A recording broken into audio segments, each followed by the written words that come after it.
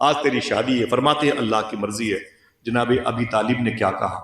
اے میرے بھتیجے، آج تیری شادی ہے، میں یہ چاہتا ہوں کہ تو اپنی شادی میں کسی کو چیف گیسٹ بنا لے. کسی کو چیف گیسٹ سمجھ گئے؟ خصوصی مہمان. کسی کو خصوصی مہمان بنا لے. حضور رونے لگے. سننا، فرمایا میرے چچا، آپ مجھ سے کہتے ہیں کہ اپنی شادی میں کسی کو چیف گیسٹ بنا لو. جب میں اپنی ماں کے پیٹ میں تھا 3 ساڑھے 3 مہینے کا، تو میرے باپ کا انتقال مدینہ شریف میں ہوا تھا. سرکار فرماتے ہیں جب میں 6 سال کا تھا نا، تو میری ران پر، میری جانگ پر سر رکھ کر کے ابوا کی پہاڑی پر میری ماں کا انتقال ہوا. سرکار فرماتے جب میں 8 سال کا تھا نا، تو میری نگاہوں کے سامنے میرے دادا عبد المطلب کا انتقال ہوا تھا. نہ میری کوئی بہن ہے، نہ میرا کوئی بھائی، نہ میرا کوئی خاص ہے. آپ نے مجھے پالا، آپ نے میری پرورش کی نشو و نما کی، آپ نے میرا خیال رکھا. اللہ اس کا اجر آپ کو عطا فرمائے گا. آپ مجھ سے کہتے ہیں کہ اپنی نکاح میں کسی کو خصوصی مہمان بنا لے. چچا میرا کون ہے؟ میں کس کو بناؤں؟ میرا کوئی نہیں ہے زمین پر. آپ کے بڑے احسانات مجھ پر ہیں. میری ماں کا انتقال، میرے باپ کا انتقال، میرے دادا کا انتقال، میری کوئی بہن نہیں، میرا کوئی بھائی نہیں. جناب ابی طالب نے دیکھا حضور ہو رہے، تو فرمایا کہ اے محمد عربی، میں یہ چاہتا تھا کہ کوئی آپ کی نظر میں ہو تو اس کو بنا لے. تو حضور نے کیا کہا؟ صاحبو، اگر زبان ملی ہے تو اس ذات کے نام پر بولنا جس ذات کو حضور نے اپنی شادی میں چیف گیسٹ بنایا تھا. علامہ مختار احمد نعیمی امریکہ میں رہتے، ان کی مبارک تحقیق ہے. وہ فرماتے ہیں کہ حضور نے فرمایا چچا اگر اجازت دو تو ایک ذات مکے میں ہے جس کو میں اپنی شادی میں خصوصی مہمان بنا لوں. تو جناب ابی طالب نے کہا وہ کون ہے میرے بھتیجے؟ دل کہے تو ہاتھوں کو اٹھا کے سبحان اللہ کہنا. میرے آقا فرماتے وہ کوئی اور نہیں، میری ماں امی حلیمہ ہے. امی حلیمہ. آئے پھر سے اٹھائیں، یاد رہے گی یہ، اٹھائے رکھیں، یاد رہے گی یہ باتیں. ہاتھوں اٹھائے رکھیں، اٹھائے رکھیں، یاد رہے گی یہ باتیں. علامہ افضل مصباحی صاحب کی سرپرستی میں مبارک محفل ہوئی تھی صغیر احمد صاحب اللہ کی بیٹی کی شادی کے موقع پر، اور اس دن پتا چلا تھا کہ حضور کی شادی میں ماں حلیمہ خصوصی مہمان تھی. یاد رہے گی باتیں انشاءاللہ. بولے ذرا سوچو کہ حضور کو اپنی ماں سے کتنی محبت، اور ہمیں اپنی ماں سے نفرت کرتے. شہر چلے گئے تو ماں کو بھول جاتے ہیں، اور یہ بھول جاتے ہیں کہ شہر جانے کے بعد میری پرانی شرٹ کو میری ماں سونگتی ہے، چومتی ہے، تکیے کے نیچے رکھ کے سوتی ہے. میری چپلوں کو اپنے دوپٹے سے صاف کرتی ہے. شہر کی نیرنگیوں میں اپنی ماں کی عظمت بھول جاتے ہیں، اپنے باپ کو بھول جاتے ہیں. بوڑھا باپ جوان بچوں کو دیکھتا ہے اپنے باپ سے پیار کرتے ہوئے تو چپ کے روتا ہے کہ میرے بچے مجھ سے محبت سے باتیں نہیں کرتے، جب دیکھو کھڑی بات کرتے ہیں. میرا بیٹا میرے سامنے آ کے اکڑ جاتا ہے اور مجھ سے آنکھوں میں آنکھیں ڈال کر کے بات کرتا ہے. ہم نہیں جانتے بوڑھے ماں باپ کتنے پیارے ہوتے ہیں. لکھنؤ میں ایک پولیس ڈپارٹ کے بڑے ادھیکاری تھے، قریب کا واقعہ. ان کے 2 ہی بیٹے تھے، اور وہ یو کے میں کہیں پڑھتے تھے، امریکہ میں لنڈن میں کہیں پڑھتے تھے، اور دونوں میاں بیوی یہاں رہتے تھے. وہ دونوں بیٹے وہاں پڑھتے تھے. بزی ہو گئے بچے وہاں پر، دونوں میاں بیوی بوڑھے ہو گئے. تو معلوم ہے کیا کہا؟ باپ نے کہا کہ اے میرے بیٹے تمہاری ماں کی طبیعت خراب ہے، آ کے اپنی ماں کو دیکھ لو. ماں بستر پہ تڑپتی رہی اور اپنے بیٹوں کو ویڈیو کال کے ذریعے سے بلاتی رہی. بیٹو آ جاؤ تھوڑی دیر کے لیے میرے سینے پر کھیلو، میں تم سے ملنا چاہتی ہوں. بڑی مشقتوں سے پالا. وہ دونوں بیٹے بولے مما میں بہت بزی ہوں، بہت بزی ہوں، ٹرائی کرتا ہوں، یہ کرتا ہوں، وہ کرتا ہوں. دونوں بچے وہیں پر مست مگن تھے.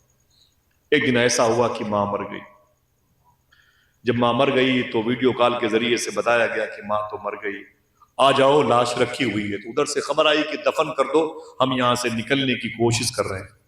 اور وہ غیر مسلم کا واقعہ تھا، تو جو بھی صورتحال تھی نظر آتش کیا گیا، دفن کیا گیا، درگاہ برد کیا گیا. وہ بات کی بات ہے. 2 دن کے بعد دروازے پر بیل بجی تو بوڑھا باپ جو پولیس ادھیکاری تھا وہ دروازے پر آیا. جب دروازہ کھولا تو سامنے اس کا بیٹا جو لنڈن پڑھنے کے لیے کئی سال پہلے گیا تھا، اٹیچی لے کر کے ایئرپورٹ سے سیدھے دروازے پر آیا. باپ نے اپنے بیٹے کو دیکھا تو گلے مل کے رویا. بیٹے نے بھی گلے مل کے رویا اور کہا میرے بیٹے اب آ رہے ہو؟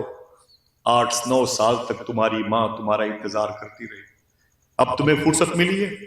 ماں اسی چارپائی پر تڑپتی رہی اور تمہارے انتظار میں، لیکن تم اب آ رہے ہو، اب تمہیں موقع ملا ہے. اچھا یہ بتا بڑا بھائی کیوں نہیں آیا؟ سننا صاحب، بڑا بھائی کیوں نہیں آیا؟ تو اس ظالم بیٹے نے کیا کہا؟ اس نے کہا ابو بڑے والے بھائی نے مجھ سے کہا ہے کہ ماں مر گئی ہے آپ چلے جائیے، باپ مر جائے گا تو میں چلا جاؤں گا۔ ایسی بھی تہذیب ہوتی ہے صاحب، ماں مر گئی ہے آپ چلے جائیں، اور جب باپ مر جائے گا تو میں چلا جاؤں گا۔ اتنا سننا تھا، باپ کے دل پر پتھر گرا۔ باپ اندر گیا، کمرے میں پسٹل رکھی تھی، اسے نکالا اور اپنے کان پہ رکھا، سوسائڈ کر لیا۔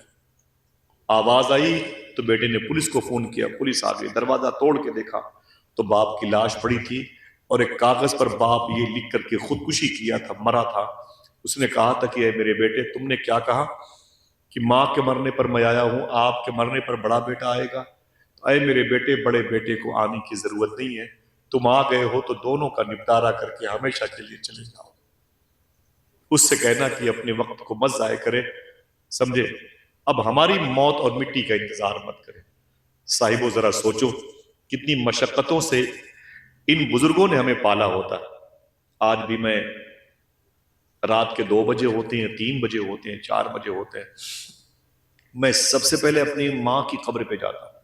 آج بھی میں نے بڑی زندگی دیکھی ہے، جلسے جلوس کی دنیا میں، مشاعرے سے، نظامت سے، خطابت تک، علماء کی جوتیاں میں نے اپنے سر پہ رکھی۔ اللہ نے مجھے ان کا بے ادب نہیں بنایا۔ میری دعا رہتی ہے اللہ انہیں قلیل تنخواہوں میں ان کی برکتیں عطا فرمائے۔ اب تھکاوٹ کا احساس ہوتا ہے، بہت لمبے لمبے سفر ہوتے ہیں، لیکن آج بھی جب میں جلسوں سے واپس جاتا ہوں 2 بجے 3 بجے تو اپنی ماں کی قبر پہ ضرور جاتا ہوں۔ اور اپنی ماں کی قبر پہ مجھے تھوڑی سی چوٹ لگ گئی تھی 2 دن پہلے نا، تو میں اپنی ماں کی قبر پہ گیا تھا، مٹی نکال کر کے اس چوٹ کی جگہ پر مل رہا۔ میں نے کہا ماں دعا کر دے کہ میری تکلیف دور ہو جائے، میں سفر پہ رہتا ہوں، وضو کی دقت نہ ہو۔ ماں ماں ہوتی ہے۔ محبوب الہی فرماتے ہیں جب تک میری ماں زندہ تھی میرا کوئی کام رکا نہیں۔ محبوب الہی جب تک میری ماں زندہ تھی میرا کوئی کام رکا نہیں، اور میری ماں کے انتقال کے بعد بھی میرا کوئی کام رکا نہیں۔ کسی نے کہا ماں کے انتقال کے بعد کیسے کام ہوتا تھا؟ آپ نے فرمایا میں اپنی ماں کی قبر پہ جاتا تھا اور اوپر بیٹھ کے دعا کرتا تھا، میری ماں قبر کے نیچے آمین کہتی تھی، میرا کام ہو جاتا۔ ہم بھول گئے اپنی ماں کو، بیٹھے ہیں جلسے جلوس کی دنیا میں، اور پھر وہ برانڈڈ جوتے چپل استعمال کرتے ہیں۔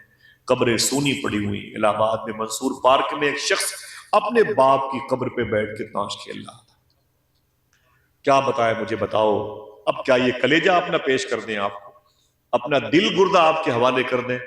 اس معاشرے کو، اس تہذیب کو، اس ثقافت کو، اس کلچر کو حضور کے اصول کی ضرورت ہے کہ نہیں؟ مجھے بتاؤ کیا تکلیفیں ہوتی ہیں ماں باپ سے، مجھے بتائیں آپ۔ بوڑھے ماں کھانستی رہتی ہیں، بوڑھے باپ کھانستے، افسوس ہوتا ہے۔ اللہ کے رسول صلی اللہ علیہ وسلم نے فرمایا تھا کاش میری ماں زندہ ہوتی، سننا صاحبو، کاش میری ماں زندہ ہوتی اور میں عشاء کی نماز پڑھا رہا ہوتا، پڑھ رہا ہوتا نہیں۔ پھر سے بولیں، یہ جملے حضور کے، کاش میری ماں زندہ ہوتی اور میں عشاء کی نماز پڑھا رہا ہوتا، اور میری ماں، یہ جو ریاض الجنہ کی 3 اور 4 صف میں باب عائشہ ہے، دروازہ ہے، میرے آقا فرماتے میں یہاں پہ کھڑے ہو کے اس طرف منہ کر کے مثال کے طور پر نماز پڑھا رہا ہوتا، اور میری ماں اس دروازے پہ کھڑی ہو کے بولتی بیٹے محمد ادھر آؤ، تو میرے آقا فرماتے میں نیت توڑ کر کے اپنی ماں کے قدموں کو چومتا، اپنی ماں سے لپٹ جاتا، میں اپنی ماں کی آواز پر لبیک کہتا، میں نماز پڑھا رہا ہوتا۔ اللہ کے رسول اپنی ماں سے کس قدر محبت کرتے تھے، ایک ہمیں کی نفرت کرتے۔ وعدہ کرو انشاءاللہ، وعدہ کرو ہاتھ اٹھا کے کہ اپنی ماں کے جب گھر سے باہر نکلیں گے تو اپنی ماں کا ہاتھ چوم کے نکلیں گے انشاءاللہ۔ بولے دل سے، بولو انشاءاللہ۔ ہاں، ہمیں مطلب کوئی احسان نہیں کریں گے، ماں کا احسان ہے کہ اپنے ہاتھ کو اپنے بیٹوں کو عطا کر دیتی ہے۔ وعدہ کرو انشاءاللہ۔ اور ماں کا انتقال ہو گیا ہو تو میں گزارش کرتا ہوں کہ قبروں پہ جاؤ گے انشاءاللہ، دل سے بولے انشاءاللہ۔ اور کبھی خالی ہاتھ مت جانا، چونٹیوں کو چینی لے کے جانا قبرستان پہ، پیڑ پودے لگاؤ ماں کی قبروں کے قریب میں، اور بسکٹ لے کے جاؤ، روٹیاں لے کے جاؤ، نمکین سیو لے کے جاؤ، چڑیاں کھائیں، گلہری کھائیں، چونٹیاں کھائیں گے چینی تو میٹھی میٹھی تمہاری ماں کے لیے دعا کریں۔ وعدہ کرو انشاءاللہ، قبرستانوں سے اپنا رشتہ جوڑ کے رکھیں گے انشاءاللہ۔